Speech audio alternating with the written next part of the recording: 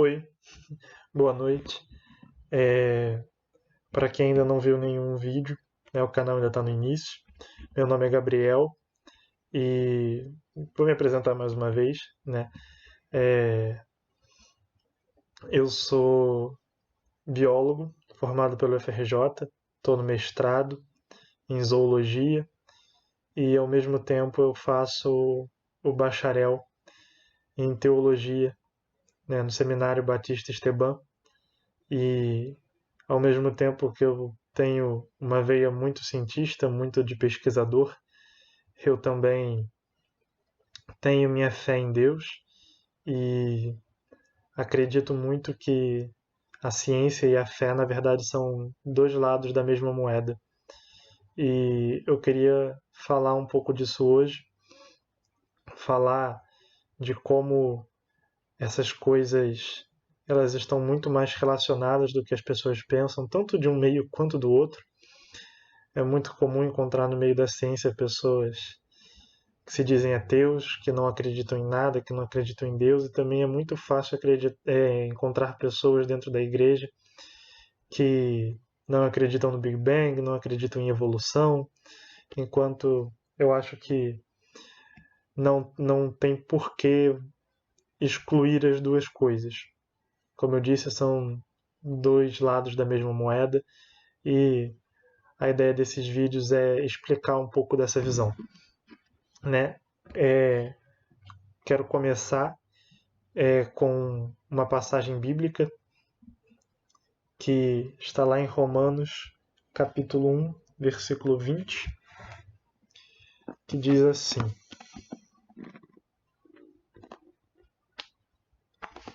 só um minuto.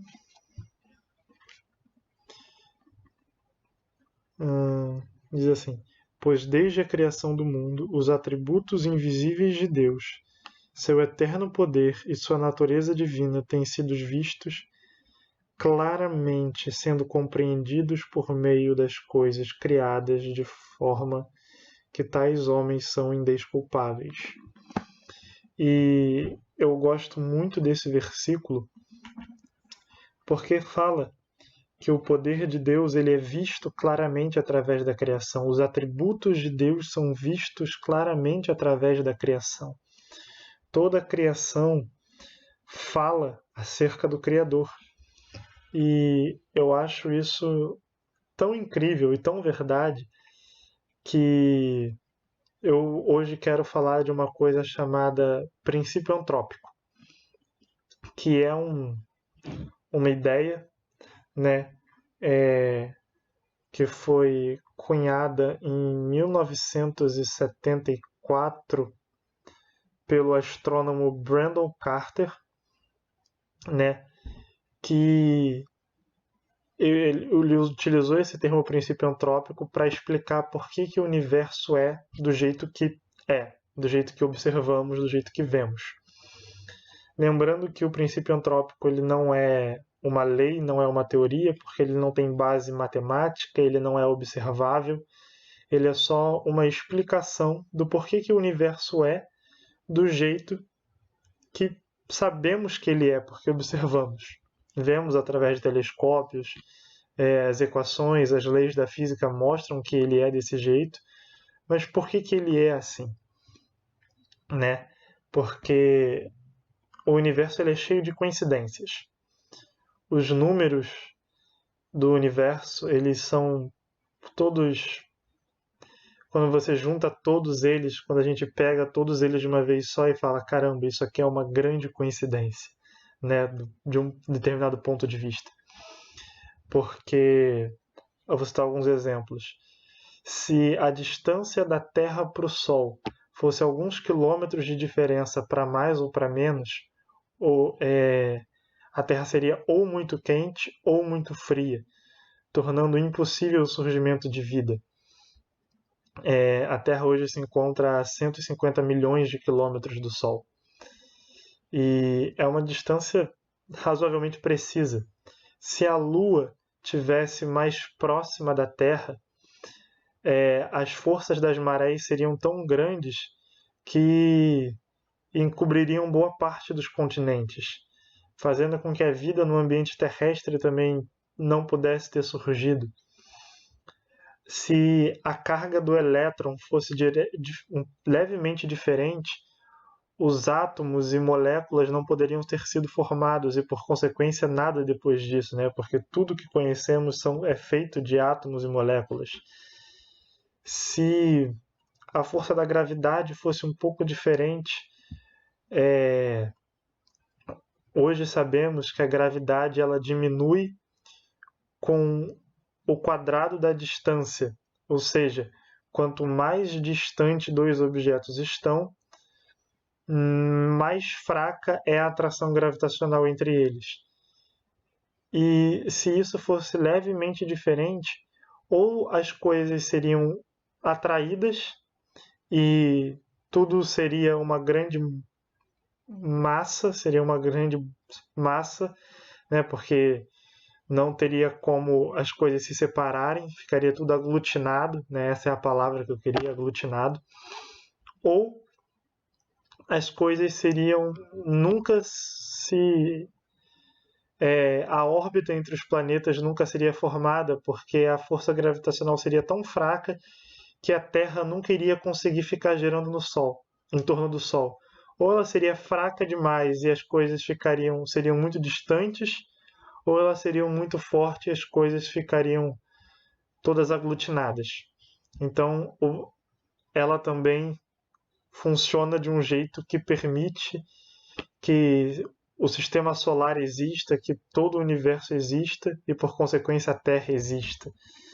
Né? E quando analisamos essa e diversas outras constantes no universo, a carga como eu falei, do elétron, do próton, a força de atração da gravidade, a distância da Terra com o Sol, a quantidade de matéria escura que tem no universo, tudo isso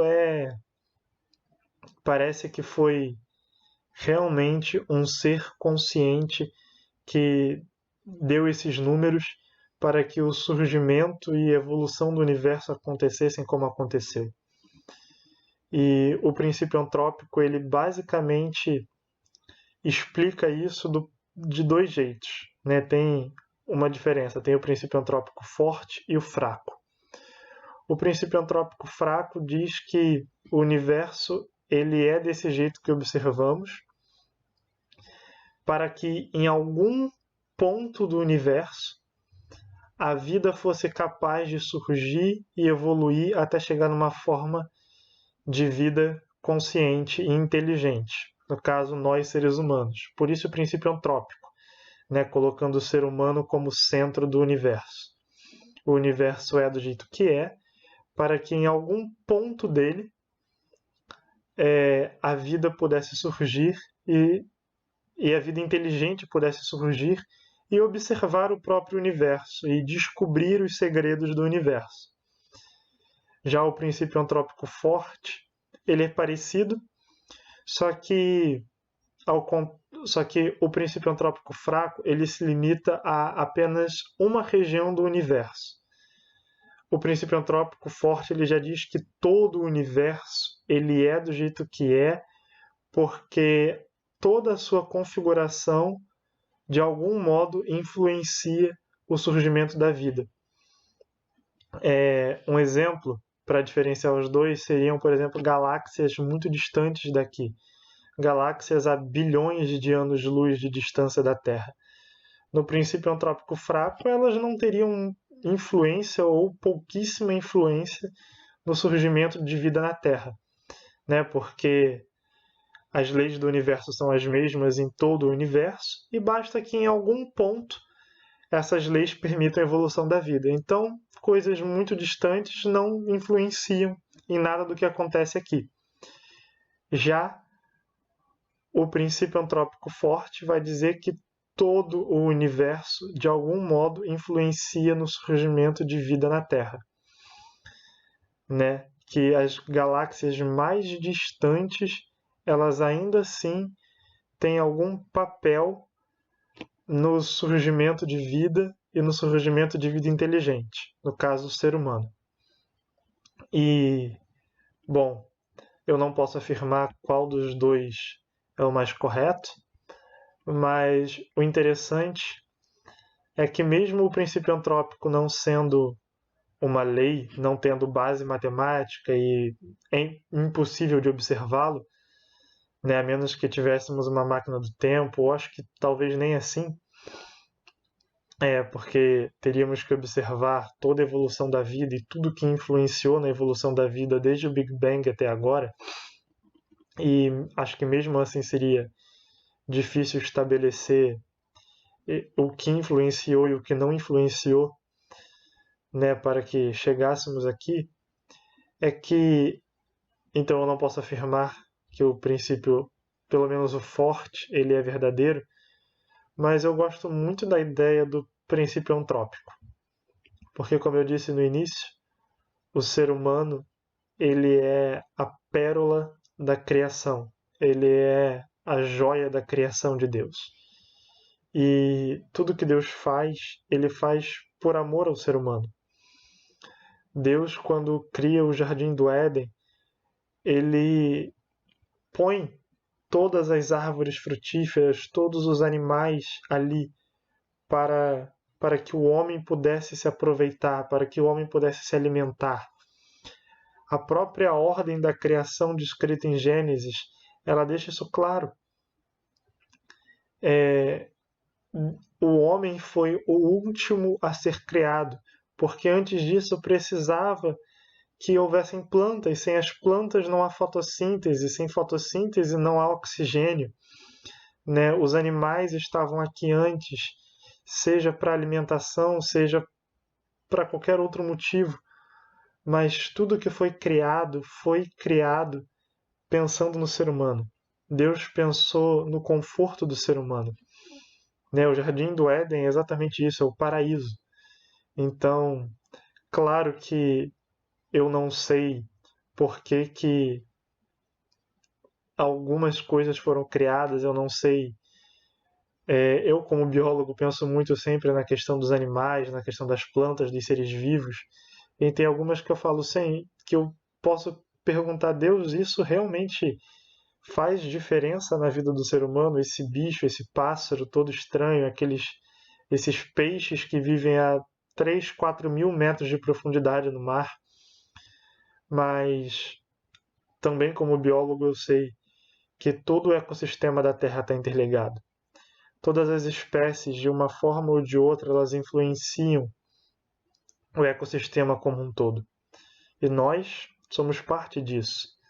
Nós dependemos do ecossistema para viver. Nós dependemos de toda a interação dos animais e das plantas. Na verdade, esse é o grande problema do desmatamento e do descontrole ambiental que o ser humano tem causado no planeta. As mudanças climáticas estão aí para mostrar isso. Nós extinguimos espécies, nós mudamos o clima e nós mesmos vamos sofrer com isso, porque todo o ecossistema ele está interligado. A gente não pode interferir numa ponta sem achar que isso não vai ter uma consequência. E isso tem consequência, a gente já está vendo isso, os desastres ambientais que têm acontecido. Porque Deus criou um ecossistema sustentável para que o homem pudesse viver bem e confortável. Né? Hoje, depois do pecado, que o homem tem, em parte, destruído a criação de Deus. Mas originalmente, tudo foi criado pensando em nós, no nosso conforto, na nossa alimentação, até mesmo acredito que Deus sabia que o ser humano é um ser curioso e em algum momento ia parar para estudar o ecossistema, ia parar para estudar o próprio universo e se perguntar as coisas que perguntamos hoje. Né? Outras visões do princípio antrópico dizem que o universo evoluiu do jeito que evoluiu para que vida inteligente pudesse surgir para se perguntar acerca do próprio universo. Então, eu creio que Deus possa ter criado algumas coisas simplesmente para satisfazer nossa curiosidade, porque Ele pensou em tudo para nós, foi tudo por amor, e abrimos mão disso. né? Depois do pecado do Éden, como eu falei, a gente só degrada o meio ambiente, a gente para de se importar com muita coisa e até com o próprio Deus. Mas tudo que ele fez e tudo que ele faz até hoje é pensando no ser humano. Por isso que eu gosto muito da ideia do princípio antrópico. Como eu disse, não posso provar que o forte é o correto, mas pelo menos o fraco. E eu queria, né, nesse vídeo, realmente trazer já essa questão acerca da evolução do universo. Em algum momento eu vou gravar vídeos sobre o Big Bang, sobre a teoria de Darwin, para mostrar como isso não está tão distante da Bíblia quanto a maioria das pessoas acha que está. E espero que vocês tenham gostado do vídeo. E é isso.